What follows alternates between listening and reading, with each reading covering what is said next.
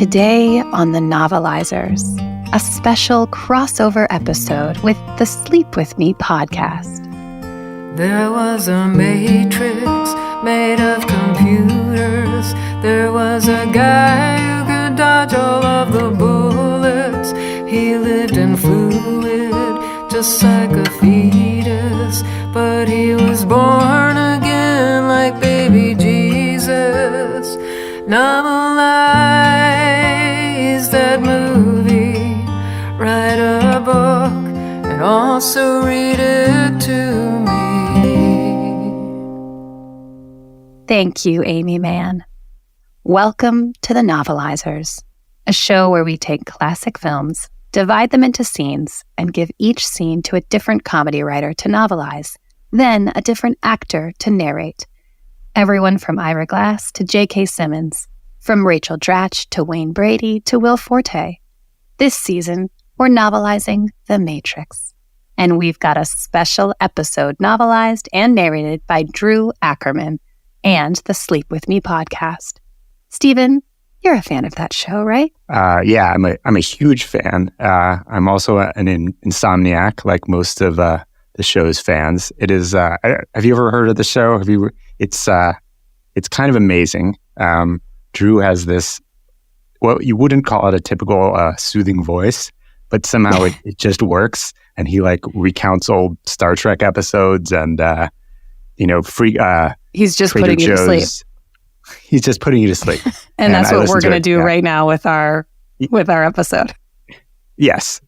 Great. Yeah. So I'm a huge fan. And yeah, I can't wait to hear what he does with The Matrix. All right. Well, before we get into it, Kevin, can you tell us where we are in our film, The Matrix? Neo is now in the hands of the agents. They start interrogating him, but nothing is happening. Then Neo starts talking crazy to them, but he don't know that the agents are really like that. So he tells them to fuck off and that he wants a phone call. And they say it's hard to talk with no mouth. They remove his lips and stick a bug in his belly button. I think I developed a new fetish right there. That was a very sexy voice of you describing that. Inserting a bug in Especially when you said belly button. Bug in the belly button. Yeah, somehow that is like... Nothing lulls me to sleep like the idea of a bug in my belly button. It's great. Well, thank you so much, Kevin. I really appreciate that. And now, here's Drew Ackerman with his sleepy novelization of The Matrix. Everybody, this is Scoots here. This is a interesting episode. It is a crossover episode, an experimental episode, a behind-the-scenes episode, all rolled up into one. I'm doing a crossover with the podcast The Novelizers, which with Andy Richter, which you probably heard in earlier me talking about him. The Novelizers with Andy Richter is classic films novelized by people that like TV comedy writers and other people, and narrated by your favorite comics and actors. And they've done some classics. They did season 1 was Star Trek II, The Wrath of Khan, and they had a lot of great people: Wayne Brady, Patton Oswalt, Rachel Bloom, J.K. Simmons, Felicia Day, Chrissy Chong, Ira Glass, and many more. And I appreciate Stephen, who reached out to me to say, hey, what if you could be a part of this? So what I'm supposed to do is the writing part, which I realized, hey, I do my best writing in the Sleep With Me form.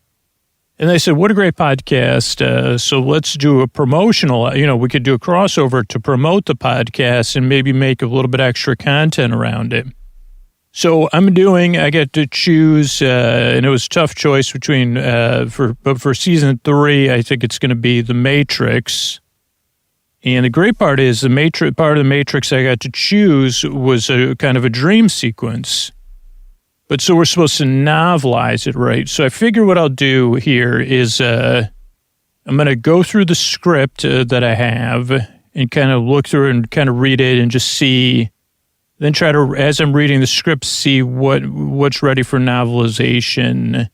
And then I'll watch the episode or have the episode run while I'm talking and then probably try to come up with the finished product, because it shouldn't be 50 minutes like this episode. Ideally, it would be around 50 minutes, right?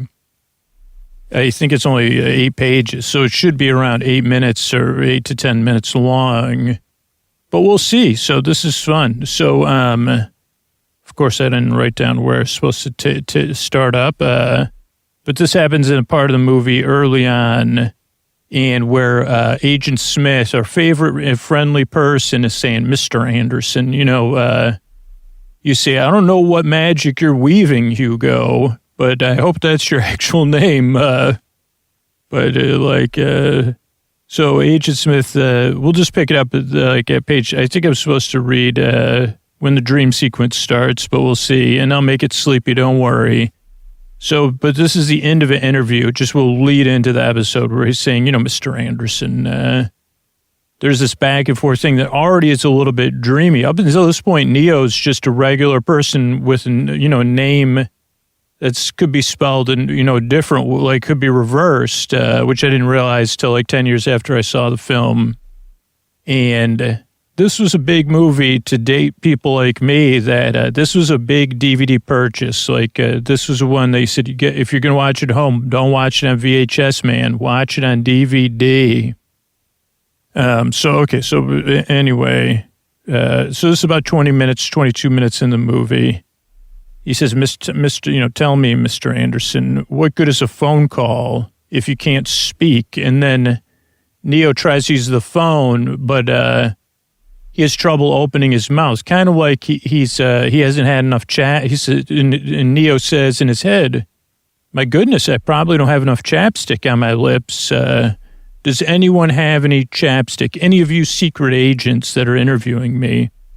And according to the script, that makes Neo feel slightly uncomfortable. And then he says, because of the fact that his lips feel like they need extra lubrication, his jaw tightens. And the agents snicker, watching Neo's confusion grow into something else. Where he says, what are they going to sell me? What is this, some sort of situation?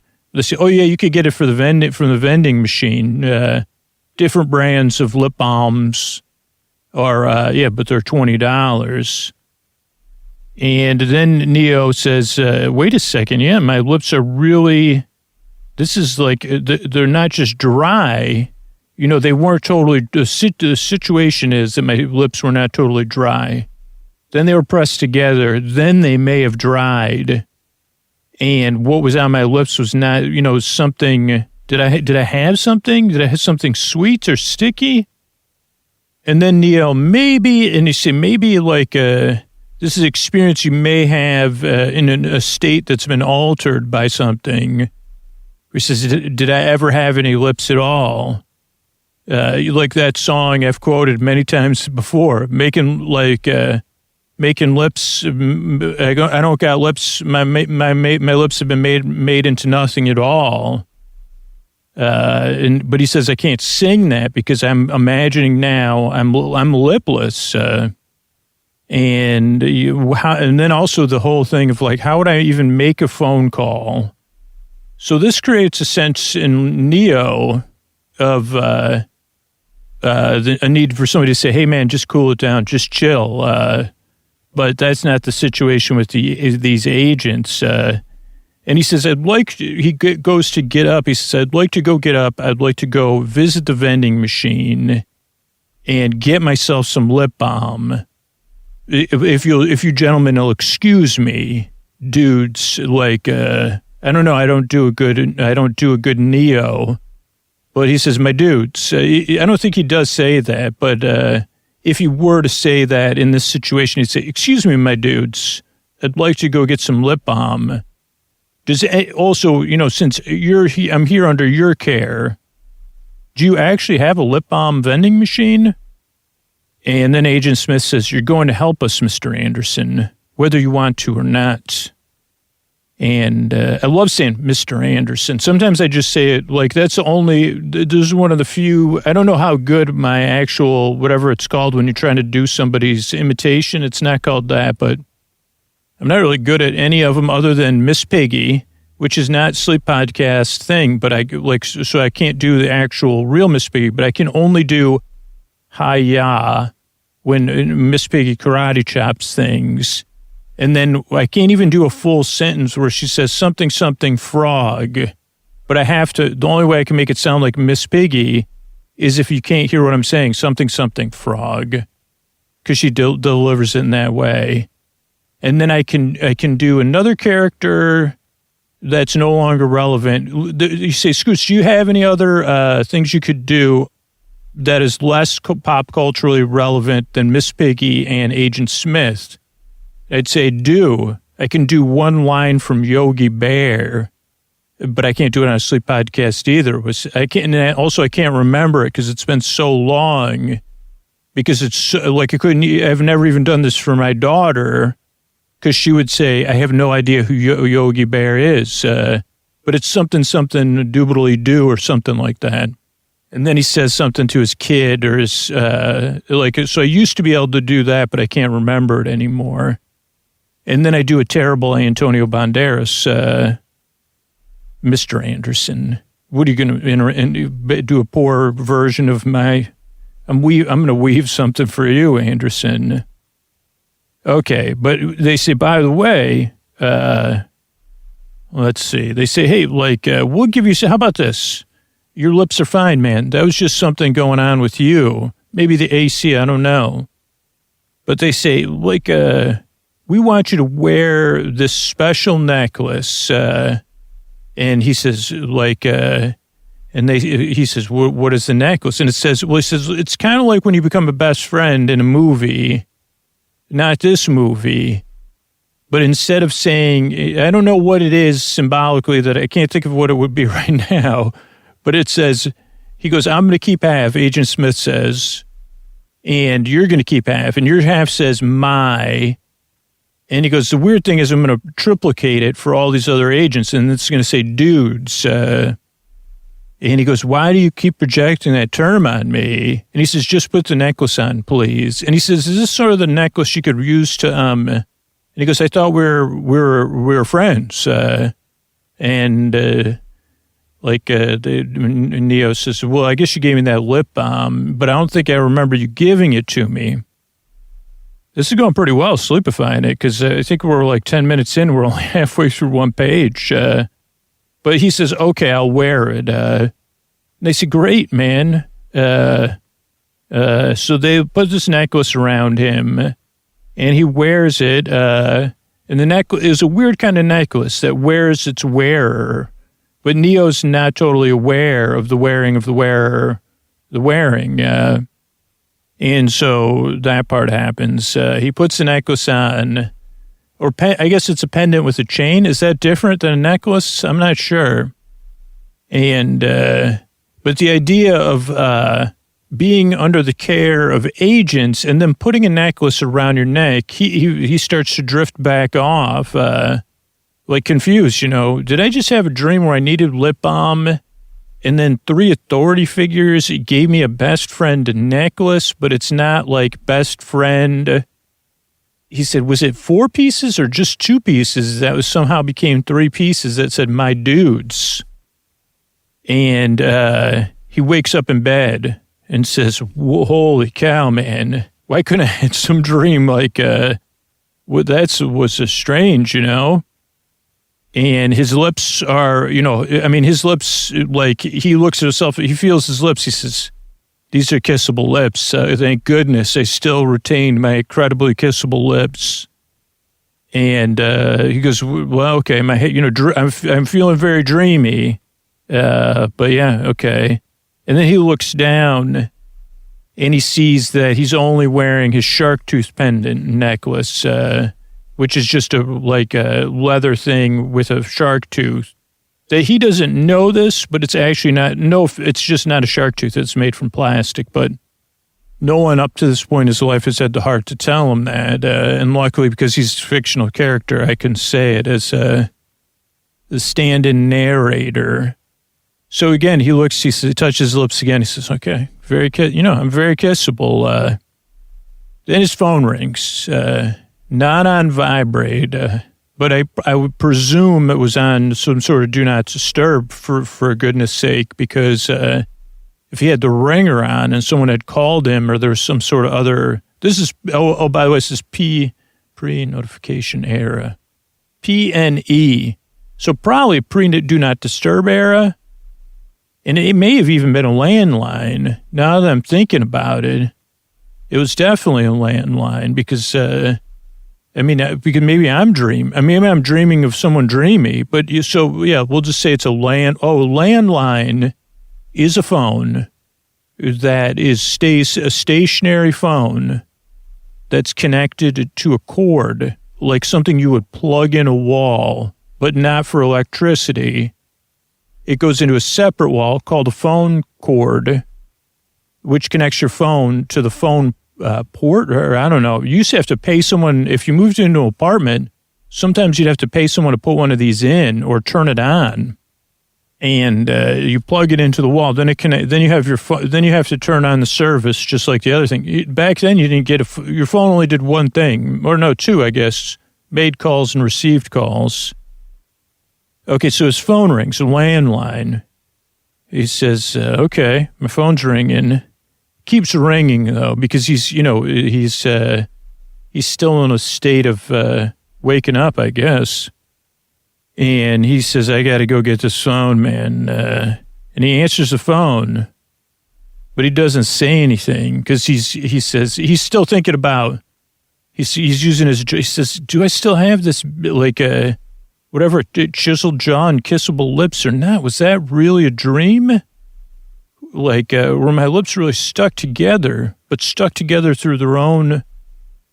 And on the other end of the phone is a voice of Morpheus. And if you've ever thought about mythology before, Morpheus is in the dream, in the post-earthly dream space. In this case, Morpheus is more, I don't know if it's a nickname, but Morpheus is the name right now it's no game. He's talking to Neo. But he says, hey, by the way, they're listening to this call. They're tapped in. So I got to be brief. And Neo says, the agents, and Morpheus says, I know. They got there first, but they underestimated how important you are, Neo. Hardy har. And if they knew what I knew, they would have never, even though they didn't give you lip balm, they would have never given you lip balm. Also, there's no lip balm vending machine. And Neo kind of shrugs at that and says, yeah, that makes sense. That's very like a dreamlike thing. Maybe at an airport, I don't know, other places with dry air. And Neo says, okay. He didn't even actually know if there was a conversation or he was just in his head. But he says, what about my dudes? And then he feels his shark tooth necklace. And he goes, what is going on, man? And Morpheus says, you're the one, Neo. You may have spent the last few years looking for me, Dreamcatcher, but I've spent most of my life looking for you. And Neo says, he says, have you heard of performance pressure, like Morpheus? And Morpheus says, you still want to meet? And Neo says, yes. He says, he goes, there's this one bridge. It's in a lot of movies and used in different ways, and it's awesome. Adams Street Bridge. And Morpheus goes, it was Neo. Neo goes, okay. He says, meet me at Adams Street Bridge. He goes, was that ever in any of the games where you're driving around? Or what movies was it in? But Morpheus has already hung up. So the next thing is City Street Night. It's just past, there used to be a song that was made into a song for commercials about being just past midnight or half past midnight. Maybe it was on the show Miami Vice. That doesn't have to do with anything, though. But it's just past the middle of the night, the time when it seems like there are no rules. That everybody's up to something. That's what my Nana would, oh boy, nothing good happens after 9 p.m. That's the time to be in bed. Nothing good could possibly come, like, put on your lip balm and go to bed. You wouldn't be dreaming of lip balm vending machines. Who dreams of that? Who says my dudes? I don't know. But if you were in bed at 9 o'clock, you wouldn't be worried about those things. You'd be sleeping. The authority figures would not need to visit you in your dreams. And also, don't you think it's interesting that someone whose name is based on dreams and sleep is the one that may be visiting you during your waking hours, even though you should be in bed, but you're dreaming of agents. Anyway, why am I even supposed to be narrating this? I don't know, but go to bed. But it is, late at night. The roads have just been sprayed with rain. It's very cinematic. Holy cow. And Neo's walking. Neo's wearing boots, and the boots are made for walking, scraping. And people are out and about, even though it's raining, that would be a first warning sign. People out, who walks in the rain at night? I mean, I realize that the weather may be temperate, but who's walking around in the rain after dark? But Neo is, and these people who Neo feels like are looking at him. And then he reaches the bridge, and he notices headlights behind him. And he turns around, and the car quickly comes to a stop beside him, and the door opens. There's a woman there. Also, by the way, I'm pretty sure the doors open in a strange way, which also confuses Neo. It wouldn't, if you're watching it, you wouldn't be confused because you say, okay, front door opens normal, back door opens away from the front door. You see that, the first thing I would wonder, just like you, after the first thing I'd wonder about the fifth thing I would wonder is who designed these doors? Because it would be good for a car with people who wear face paint that you can't mention on a sleep podcast that also have poofy things and round red noses. This would be the perfect doors for them to pour out of the car. Though normally I don't think their cars have that feature. Also, most people tell me that their car is a gimmick and it's a hole in the ground. But so both doors open outward. It's a car, you say, I want a car whose doors open like French doors. Well, that's going to be $15,000 extra, and you'll never be able to get it fixed. But will it look cool? Yes, probably. I mean, if you have someone like Trinity who says to Neo, get in, and there's someone behind the wheel, they're APOC, and that's APOC. APOC's a sizable individual.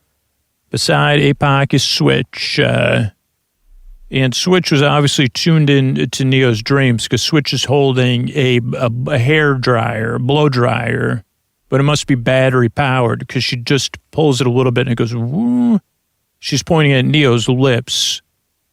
And also the windshield wipers are going. The rain's outside of the car, so we have extra layers of sound and whatever that's called, kinetic motion.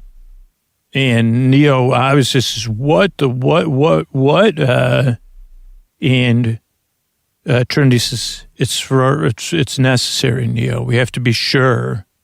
And he says, be sure about what? And she says, be sure from you. And she takes this thing. It was very complicated, like overly complicated. My only opinion, I know I'm not supposed to break from the story here, but basically what she needs to do is remove the necklace from Neo.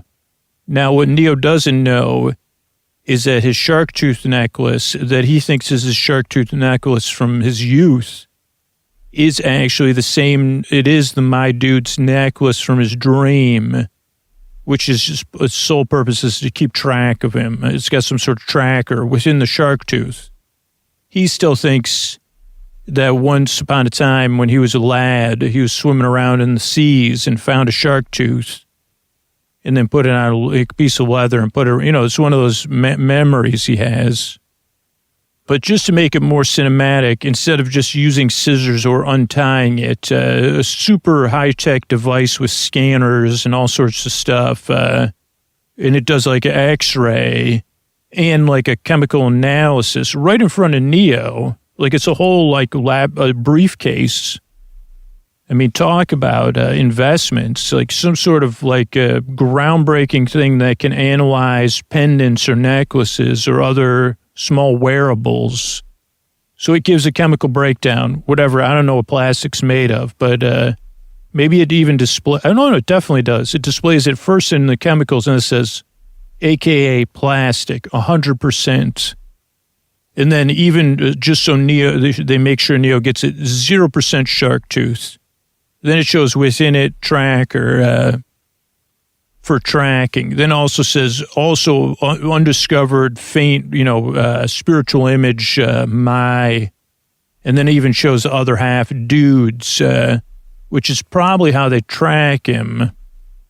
And she looks at this whole thing and then takes it off. I mean, this looks like the kind of thing, I don't know what else you'd use it for. I mean, high-tech stuff. So she clips the necklace off, but it has laser, like it has like a bunch of sound effects. It has to spin up, green neon. And then he clips the thing. Then he goes, that's my shark tooth necklace. Then he even lets slip my dudes, and everybody looks at him. And she goes, didn't read the readout again, Neo. It's 100% plastic with a tracker inside. And Neo says, I can't believe, he just forget this whole thing, man. Do you understand that this is the part I didn't have time to go on a tangent for in the middle of a 10-minute tangent from 1 minute scene. But he does go into a slight thing about, he did fill us in the backstory about how, it became I guess it would look like him as a little kid swimming. And even some of the characters, I'm not sure which one, Switch or APOC, they get a little misty-eyed because it's such a beautiful memory. Because maybe even said, I was afraid to swim. And it was my, once I overcame my fear to swim, I was afraid of, what was in the water. And I saw her, one day I would not just swim, but I would swim on the, swim. And I would, and then that day, and then, somebody whose approval I could never meet. And I found two tooths. Maybe that's who taught him to use the term my dudes. I don't know, it's an older figure in his imaginary life. But no one has the heart to tell him this right now. And even the fact that he's seen the chemical analysis of the shark tooth, that it's not a shark tooth.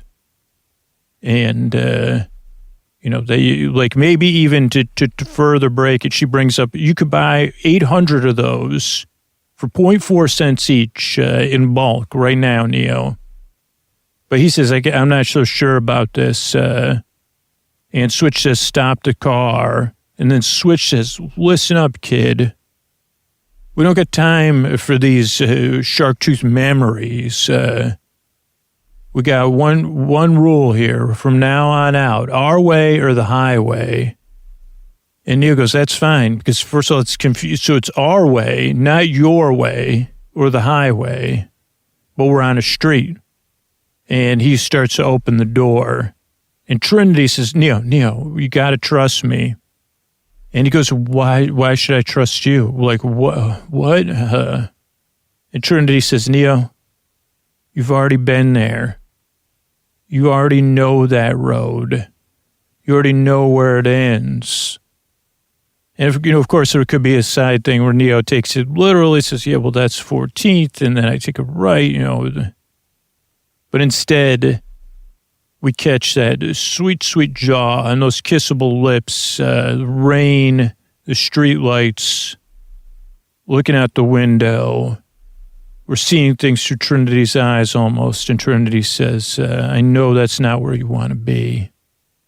And Neo closes the door, and the car's back in motion now. And not only was, if it was strange enough that the doors open in a way, that's not familiar to us, except in, areas where you say time travel what other car story, espionage, time travel, video games, super rich people, and other things. I don't know where else, aspirational car ownership.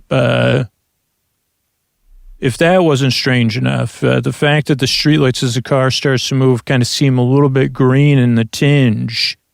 And if Neo really could listen beyond the raindrops, you'd feel a slight hum, like a noise that's comforting, like a couple notes that kind of feel like synthesized brass, but in the best possible way. That way I can't do it justice because I don't know what I'm talking about. So, okay, so now I guess we're back. So the car's moving. His shark tooth necklace is gone. And they head off into the night. The car keeps going. So I'll be right back, everybody. I mean, instantaneously. And we'll look at the actual images. Then we'll see. But I don't know, that's pretty tangential.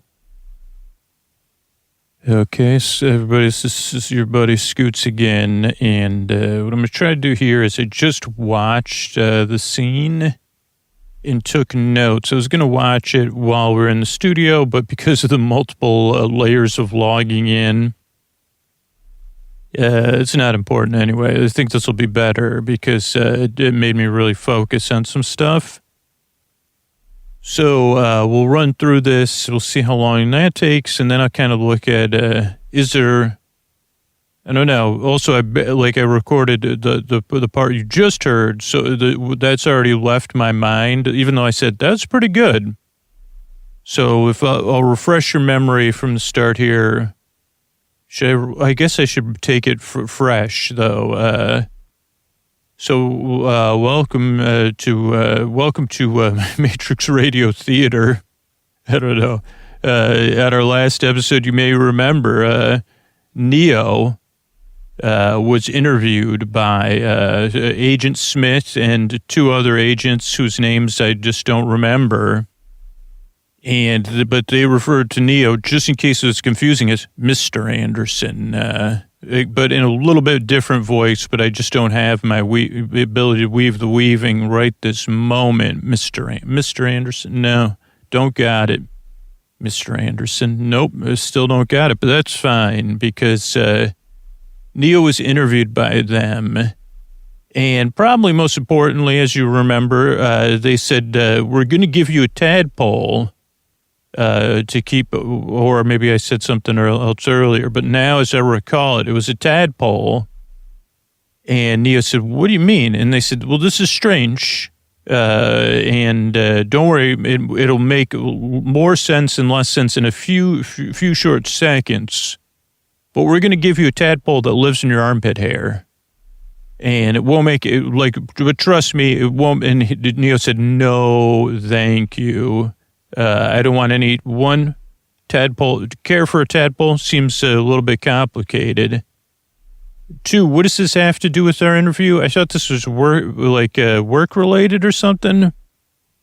And, maybe my other activities, the dance mixes I make. 2, the idea of anything, I realize there's microscopic beings out there, but other than that, I don't like, just the idea of a tadpole that lives in anyone's armpit hair seems like something I would be having in a dream. So ideally, this is just a dream, and I can soothe myself by saying that, Neo, you're just having a dream. But and then they said, they actually great strategy. Now they said don't, and then Neo said, what if I just start to care? One more question. If I started to care for this, like I had an affinity for this tadpole or tadpoles in general, and they said, don't worry, the tadpole has evolved in a way that even if it's safe in your armpit hair. And then they tickled his sides, and he lifted his armpits up naturally. And that was the last thing he remembers is them but we can assume that a tadpole like something like a tadpole. They also said, but this was like a cut from the film. Actually, and by the way, Neo, this is what did I say? I forgot what they were going to say. They tickled him. It was a piece of not important information that a reasonable person might have asked. Would the tadpole be safe in your armpit hair? Always. And then something else about it that you would have probably thought to yourself, if you're going to have this thing living in my armpit hair, I mean, you'd have other questions, right? Do I need to feed it? I thought you were doing the next scene. I don't know. There was one more question, but the answer already escapes me, that Neo would have asked before he fell asleep. I don't know. Also, great question. Would Neo name the tadpole in his armpit hair? I don't know. But so Neo wakes, but then it's just a dream, Neo. It's just a dream. Oh, another question. Audience members might. Was it very cute when he giggled when he was tickled? Yes, very cute. And then we have Neo waking up in bed, and there's a couple pieces of play setting I need to do. Neo, as a character, sleeps with a t-shirt on. And I don't know if we take anything, like will Neo later in life sleep with a t-shirt? I would say probably not. So maybe this is part of Neo's character's journey. Adventure, like shirtless in the inmost cave is coming up one day. Also, Neo we could really get a good, like some nice paneling in this attic that Neo lives in. Nice positioning of the bed, except that there's a shelf, because Neo sits up in bed waking up. Checks his armpits? Nothing, no tadpoles. I guess he pulled his, how did he check his armpits? Great question. I just realized he pulled his shirt collar and looked in his armpits. Which, if you're going to check your armpits, probably not the best way to get a full accounting of what, But there's a shelf above his bed, one of those hanging wall shelves. I don't know if anybody has one of those in their home. Don't recommend them. They don't hold anything, unless you have some sort of a person in your house that's so useful and they know where studs are and that kind of stuff. But also, don't put them near your bed, because what if you moved around even more? Also, we get to see a little bit of, we get a little personal Neo time. We see that Neo has maybe a dresser that was once a card catalog, or looks like something that was once used to hold stuff in a high school, like science lab. And like a kind of thing you could buy now somewhere for like $4,000.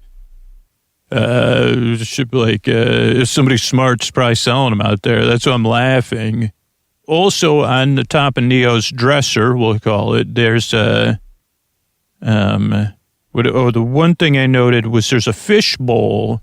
It looks like he took it from, it's full of, I think it's full of prophylactics, which is like a form, in case, for, I don't know, for if Neo's sleeping without a shirt on. Like that you'd see in a high school, what do you call that?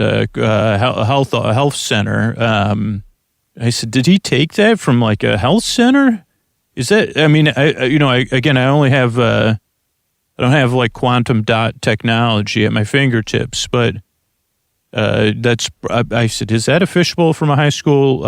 Whatever, because I didn't need to access those, so I don't know exactly what it's called. Nice attic, nice wall panels, nightstand, dresser, library card catalog, raining outside. And then his phone rings, right? And his phone has buttons, which I thought was important. It's either, I think the phone is a deep shade of green. And then Neo answers the phone. There's someone speaking on the other line, but if we were to watch it, he's listening intently, blinking. And on the other line is Morpheus. And first, Morpheus tries to lay on the honey. He says something like, I've been looking for you my whole life, but I got to be brief. I got to get to the point.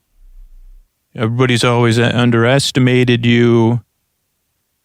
No pressure. And what does this say? Oh, you still want to meet up? What do you think? And Neo says, what is going on, dude? Like, pretty sure I just had a dream that a tadpole was in my armpits. And he says, listen, just go to the Cinematic Street Bridge if you want to meet. And we see a shot of Neo standing, looking at these waterfalls coming off the top of the bridge.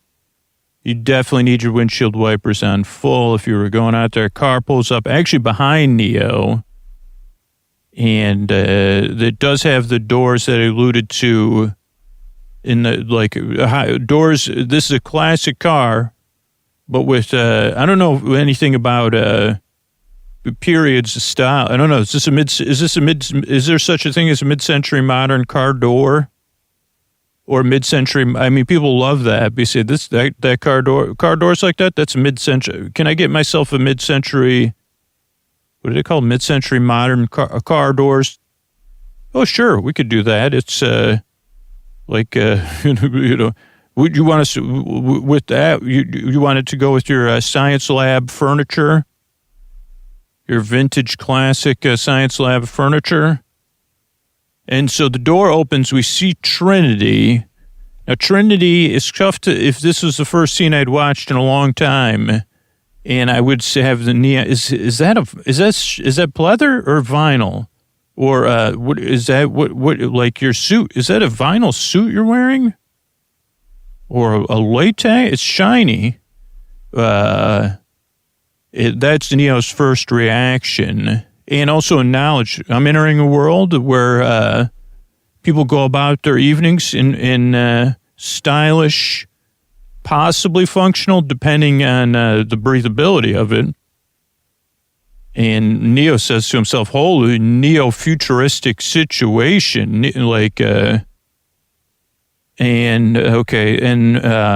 that's Trinity. Trinity says, get in the car. And he gets in the car, and also we see a car's got some cool lights. If you wanted to do, I don't know if those go on individually, if you wanted to do some reading, if you're in the back seat as a passenger. And Neo just gets in the back of the car. The car, I guess, starts driving right away.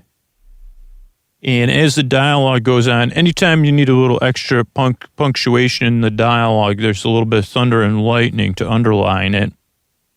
And they say surprise, and they have noisemakers, which Neo's thrown off by, like when you blow in the thing, like the thing at a party where you blow it and the thing unrolls. And I don't know if you've ever done this. If you don't recommend it, I don't do this, but I may have done in the past. The person sitting in the front seat, she unrolls hers and it touches Neo's nose. But she does it with her eyes, like her eyes narrowed, like don't mess around here, man.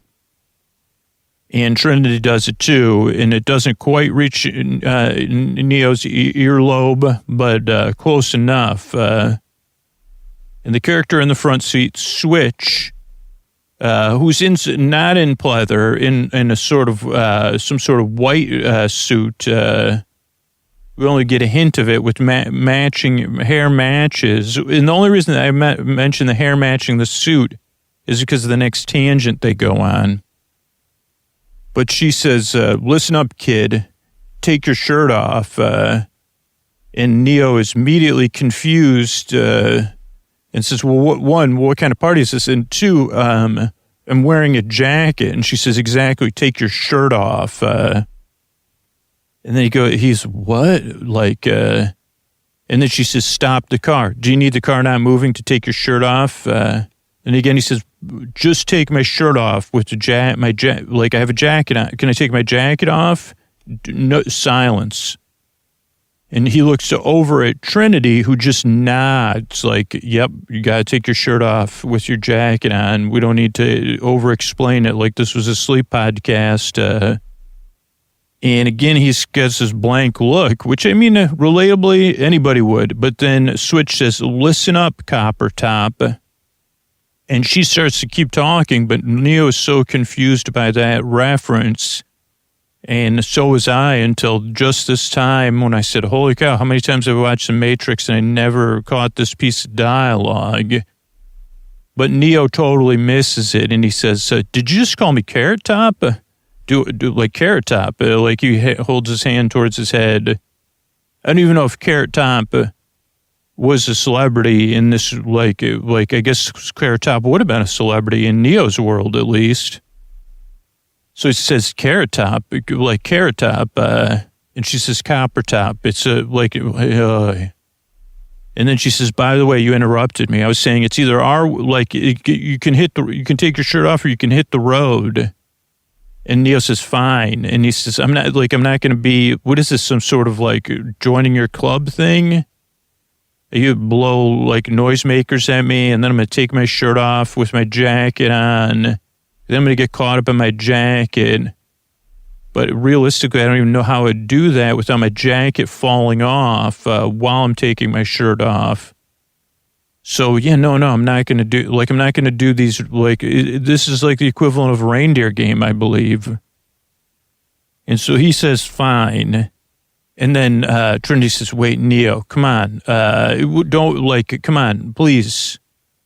Trust me, Trinity says, trust me. You could earn your own futuristic outfit. And it was just, never mind. Just pull your shirt up. And then she plugs something into the cigarette lighter. And Neo says, there's no way that's going to blow this car is old. There's no way that I think she has this giant device that I probably referred to in my other read-through. And Neo says, there's no way that device is not going to blow out the fuse for he goes, and the person driving, APOC, I believe, says, dude, listen to the car. And everybody falls silent. And you hear this, you realize the car is a piece of sweet, sweet technology. That's even more, like we say, I want an electric car, that's mid-century modern, or, and also has those cool doors, and, where I can use all my devices, especially super high-tech ones. But just the sound of the car, it's in a movie, not a sleep podcast, or a novelization or whatever, would have filled it in. That sound of a car, somewhere between a whine and a hum. More pleasant on the ears than a whine, but more high-tech than a hum. But Trinity says, don't worry. And Neo says, what is this thing? And she goes, it's an armpit hair comber, brusher. Kind of like one of those things. She goes, do you have a dog? And Neo goes, no, but I'm familiar with dogs. I love them. And somebody up front, I don't know who says, I'm a cat person. I don't know who said it, though. I'm not going to say if it was Switch or APOC. You can make it, because it's unspecified. An unspecified voice, because there's so much thunder and lightning, and it's just just a throwaway line. But, Copper Top was not a throwaway line. Would have thought it was. But it's a seed planted. And he goes, wait a second, so she extends this thing, and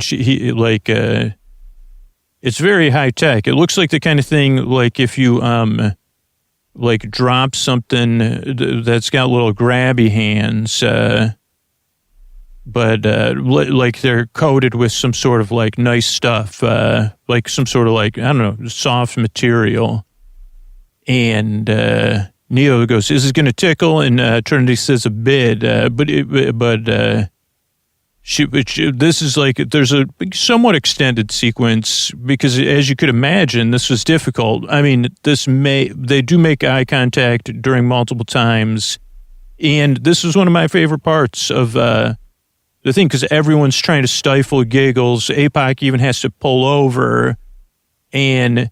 In the extra extended version, it's really good because you see both APOC and Switch. I don't know. I mean, I think there maybe even were outtakes of this, bursting into laughter, holding into laughter.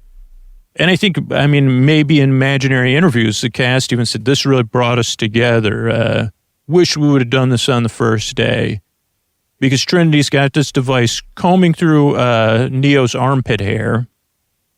And she keeps saying, sit still, come on. And he's trying, don't laugh, just sit still, just breathe through your nose. And Neo's trying to not laugh. Also has his shirt pulled up, almost over his head. Still has his jacket on, by the way, I guess, because Trinity's got a good angle. And this thing has like a pen light on it. And that's just like a really great, I don't know, like an amuse-bouche or whatever, a little bit of a pillow softener, seeing him squirming around, giggling, fighting off giggles, her giggling. Well, moment of levity, I think that's the right phrase I was looking for. And eventually she gets the tadpole out, and they pull up to a pond called Tadpole Pond, which leads to the assumption that it's perfectly good to drop the tadpole in the pond. So he goes, there really was a tadpole in my armpit hair. And she goes, well, maybe one day you could write a song about it. And he says, okay.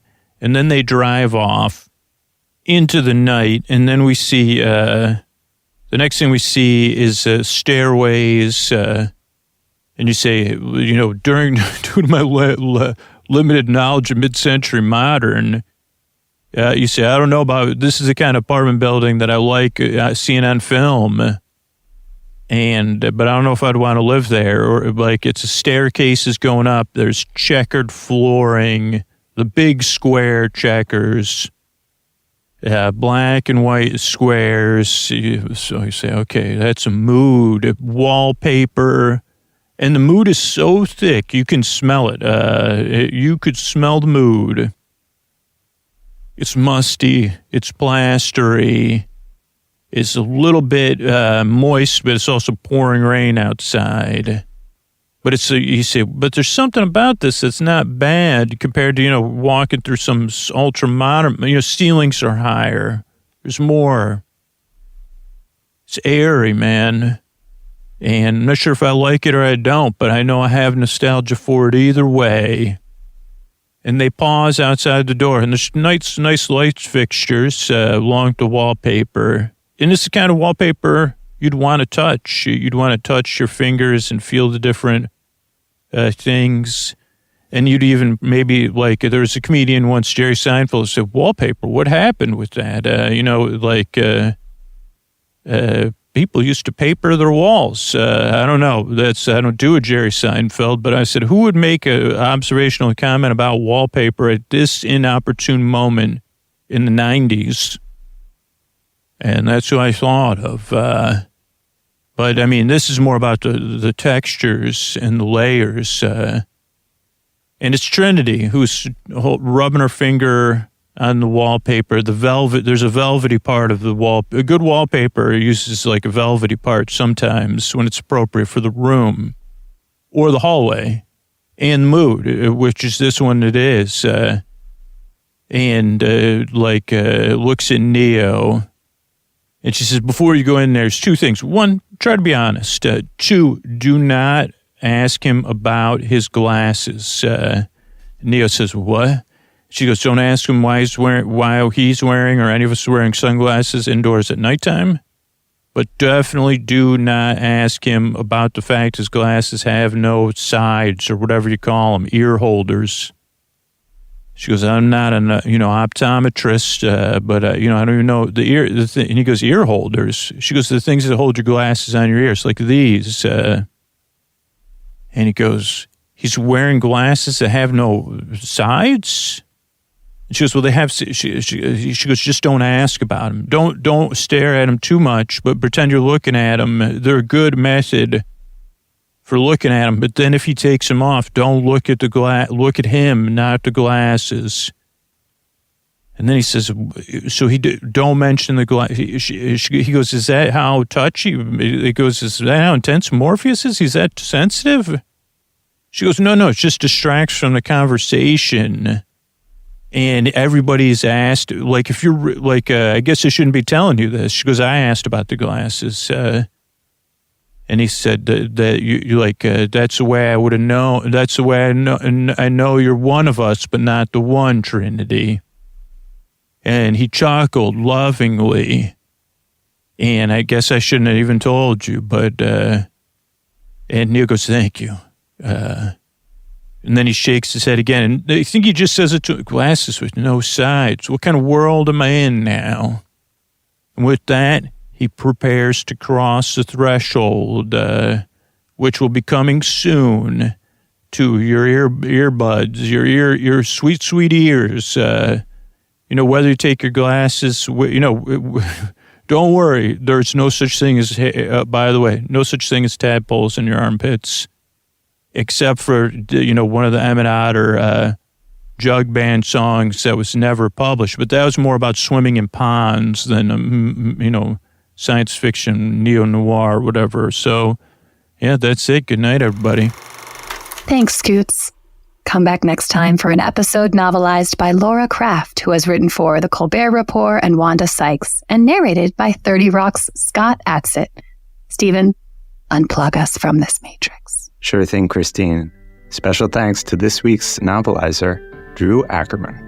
The Novelizers is produced by me, Stephen Levinson, with Graham Douglas, Kevin Carter, Christine Bowen, Dennis DeClaudio, Rob Kuttner, and Sucharis Bokil. Music by Cole Emhoff. Graphic design by Crystal Dennis. Theme song by Andrew Lynn, performed by Amy Mann. Reprise, performed by Paige Beller. Special thanks to Chris Karwowski and WYSO Radio in Yellow Springs, Ohio. The Novelizers is a work of parody unauthorized by Warner Brothers. Follow The Novelizers on Instagram, Threads, Facebook, and TikTok, and please donate to our Patreon. Copyright 2024, Novelizers, LLC. There was a matrix made of computers. There was a guy who could dodge all the bullets. He lived in fluid, just like a fetus. But he was born again like baby Jesus.